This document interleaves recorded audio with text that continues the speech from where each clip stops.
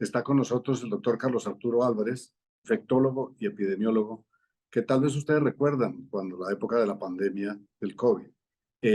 Lo hemos invitado para hablar de la epidemia de enfermedades respiratorias agudas que azota a varias zonas del país y que algunos periodistas denuncian como el regreso de una variante del COVID. Doctor Álvarez, bienvenido. Muy buenas tardes, Pablo. Muchas gracias por la invitación a este espacio y vamos a ver qué podemos aclarar con respecto a esta situación particular de las enfermedades respiratorias. ¿Usted considera que esta proliferación de infecciones respiratorias es epidemia de, de una emergencia respiratoria aguda o es el regreso del COVID? Pues diríamos que puede ser las dos cosas, porque en realidad lo importante que tengamos en cuenta es que este crecimiento de infecciones respiratorias es usual que suceda en esta época del año y normalmente ocurre por un fenómeno o sumatoria de fenómenos. Uno podríamos decir que es la presencia justamente de una nueva variante de COVID, en realidad es el virus del SARS-CoV-2, que es el linaje JN.1, que tiene unas características que podemos hablar más adelante, pero también la presencia de otros virus que también están circulando al tiempo y que es usual que pueda también causar infecciones respiratorias importantes, como es el virus de la influenza o el virus de adenovirus o el virus sincitial respiratorio, que son especialmente importantes en la población pediátrica. ¿Y cómo se puede saber si es esa variante del COVID o si es una simple gripa o una infección respiratoria? ¿Cómo se diferencia? Pues ahí es una pregunta muy difícil, Pablo, porque en realidad no es tan fácil diferenciar los síntomas de una u otra. Incluso para los mismos médicos no nos es fácil. Realmente se necesitan hacer pruebas diagnósticas para poderlos diferenciar.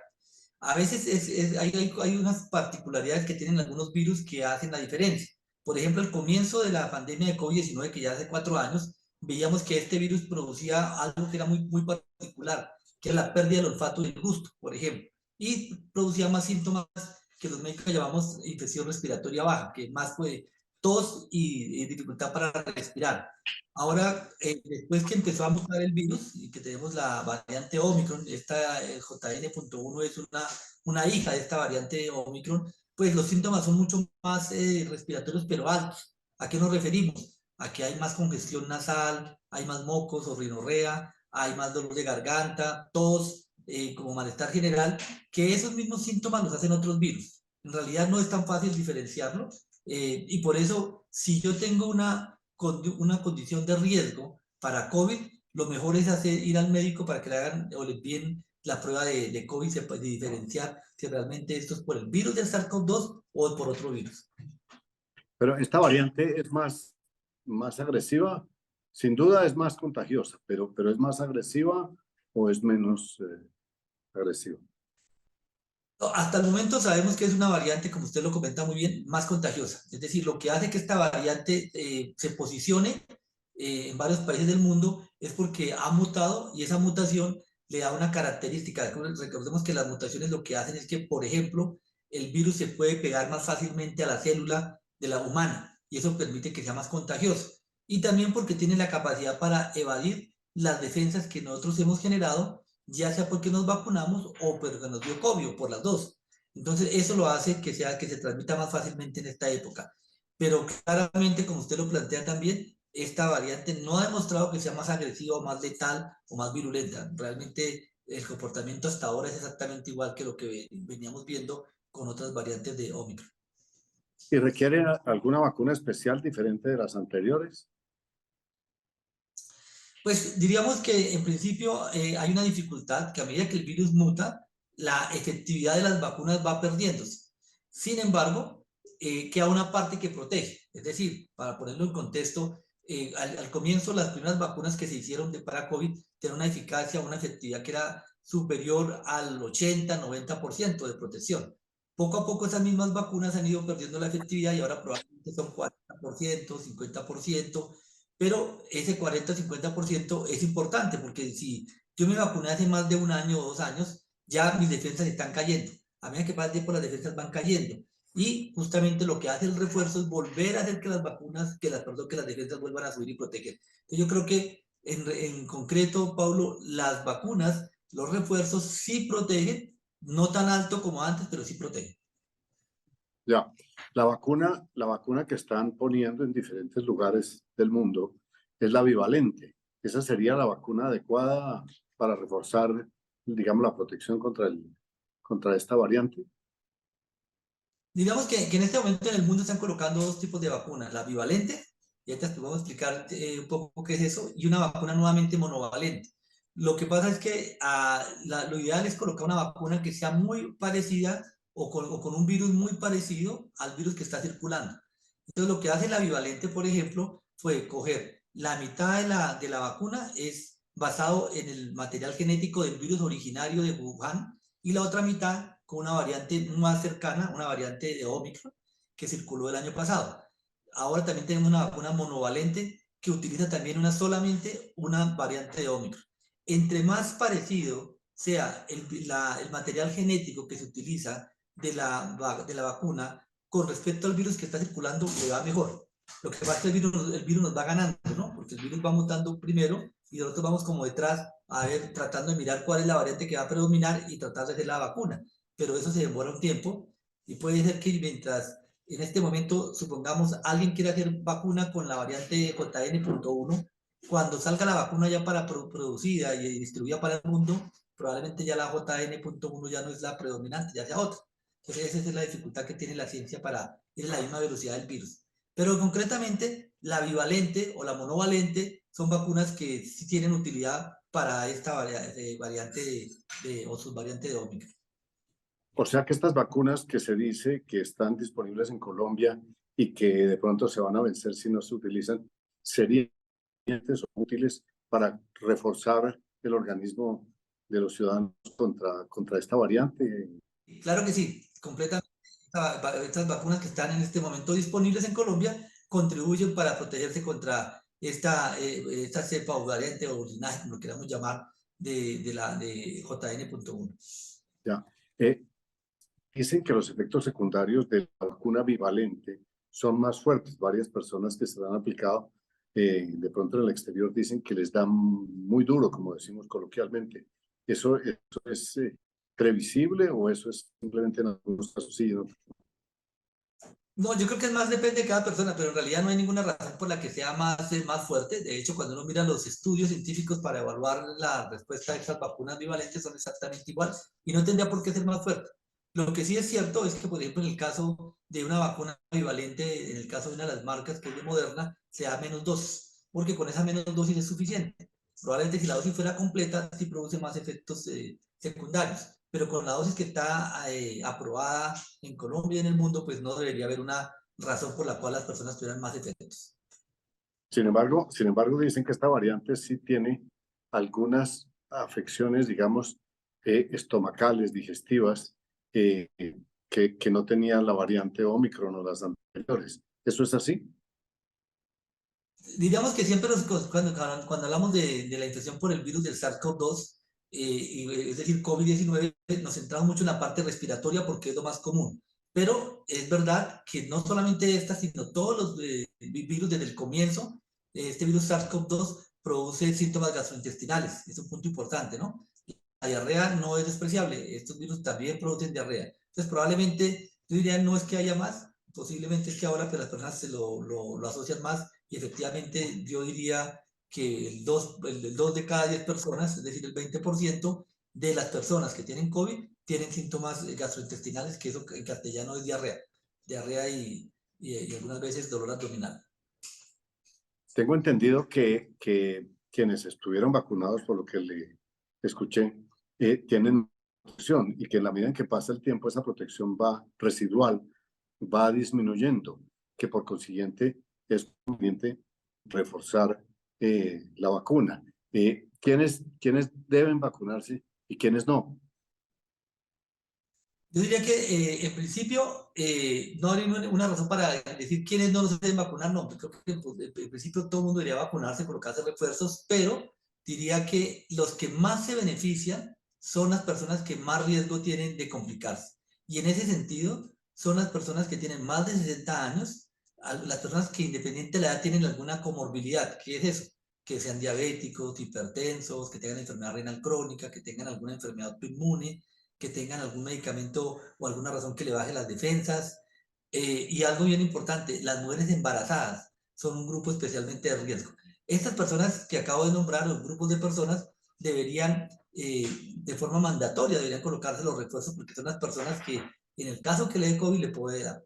Y algo que también se habla menos, Pablo, pero que también es importante, y es que, en general, todas las personas, ahí sí no implica los grupos de riesgo, sino todas las personas que de una manera u otra se infectan y les da COVID, pueden tener un riesgo potencial de tener COVID prolongado, que esto en castellano no es otra cosa que hay personas que después de tener COVID duran después de 3 meses con síntomas y mantienen los síntomas por 1 o 2 años. Algunas personas las tenemos por más de 3 años que tienen dificultad para respirar, que tienen con problemas cardíacos, que tienen problemas de memoria, que tienen problemas adicionalmente de dificultad para respirar o tos prolongada. Entonces hay puntos que tampoco nadie está exento de que le pueda hacer. No sabemos en este momento la ciencia por qué algunas personas hacen ese cuadro y otras no, y la manera de evitarlo también es vacunándose. Entonces ahí diría que es otra razón adicional para colocarse un refuerzo de vacunas.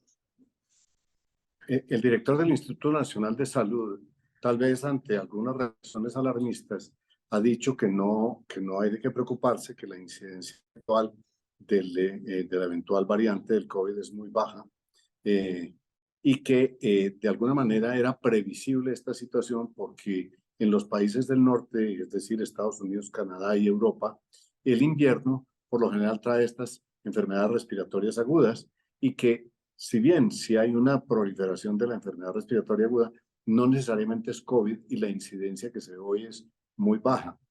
¿Usted coincide con ese criterio? Sí, yo creo, yo coincido porque en realidad desde antes de COVID o de la pandemia de COVID, normalmente los meses de enero y febrero es los momentos, los picos respiratorios en Europa y Estados Unidos por el invierno. Porque recordemos que en el invierno las temperaturas frías o bajas logran que el virus persista más, pero principalmente las personas están en espacios poco ventilados y por lo tanto hay mayor transmisión. En Colombia vemos un pico pequeño en esta época del año. Nuestro pico respiratorio más alto los vemos en los meses de abril y mayo, que es cuando empieza la temporada de lluvias. Este año, si hay fenómeno del niño, probablemente se corre un poco, pero es donde más veremos transmisión de virus respiratorios. Eh, pero hay gente que tiene su desconfianza con esa declaración y como el gobierno ha manifestado más o menos una resistencia a las vacunas, miran digamos, con desconfianza declaraciones. Sin embargo, la recomendación de ustedes, los epidemiólogos, es vacúnense. La pregunta sería, ¿los niños y ancianos son una población que debería también ser prioritaria, además de los que tienen preexistencias? Sí, sí, yo creo que ya como lo comentaba, los mayores de 60 años, adultos mayores y ancianos, y las personas, los niños menores de 3 años, porque también tienen riesgo de complicarse. Y también aprovecho para recomendar que las personas mayores de 60 años también deberían vacunarse contra la influenza, porque ese es otro virus que obviamente pasó un poco de moda por la COVID-19, pero la influenza también produce complicaciones y también produce muertes. Y también hay vacuna. Son las dos virus que tenemos vacuna, el del SARS-CoV-2 y el de la influenza.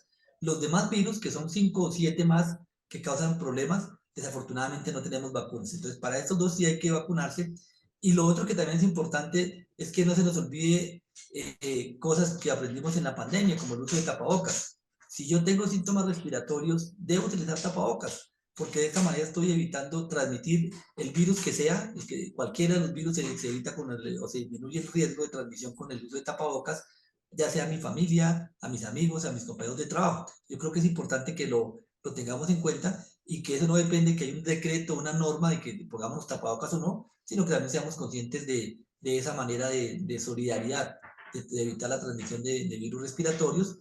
Y también, si una persona tiene las defensas bajas, tiene más riesgo y va a estar en un espacio poco ventilado, pues también es una buena recomendación utilizar tapabocas.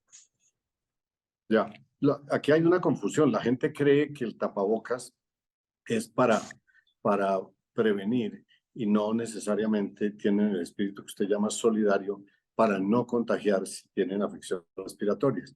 En realidad, el tapabocas protege para no contagiarse o protege para no contagiar. Las dos cosas. O sea que forzosamente, o no forzosamente, pero se recomienda de una forma fuerte que se use tapabocas donde hay aglomeraciones de gente, en aeropuertos, en aviones, en centros comerciales y sitios de esos. Si yo no estoy vacunado y tengo algún factor de riesgo, sí.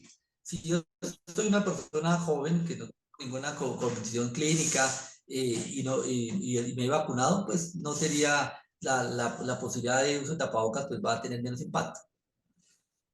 Pero nos miran ridículos. Yo me monto a un avión siempre con tapabocas, o estoy en el aeropuerto y me pongo tapabocas, si estoy en un tumulto o en un centro comercial me pongo tapabocas y nos miran como, ¿y estos dementes, como qué o qué? Y lo cierto es que prevenir es mejor que lamentar. No, completamente de acuerdo. Yo creo que hay que mirar, es que tenemos que aprender a gestionar el riesgo, cada persona a gestionar su riesgo, y yo creo que aquí nos toca empezar a ver que debe ser más común utilizar tapabocas. De hecho, yo lo veo, afortunadamente, todavía, obviamente es muy reciente, pero veo más gente que utiliza tapabocas, y probablemente me parece que eso está bien, en que cada cual gestione su riesgo y sea consciente de la ventaja que tiene utilizar tapabocas. O sea, digamos, como para redondear, hay que preocuparse, pero sin obsesionarse y simplemente cuidarse por precaución donde haya riesgos y ojalá reforzar la vacuna es la recomendación suya. Completamente, eso es muy buena frase de resumen. Yo estoy completamente de acuerdo con lo que usted acaba de decir. Ya, en Europa, especialmente en España y en Italia, hablan de una tripledemia o la llaman también pirola, que contiene gripa, COVID y la afección respiratoria sincitial, o sea, el COVID sincitial que ha generado bronquitis. ¿Esa es la misma variante de la que estamos hablando o es distinta?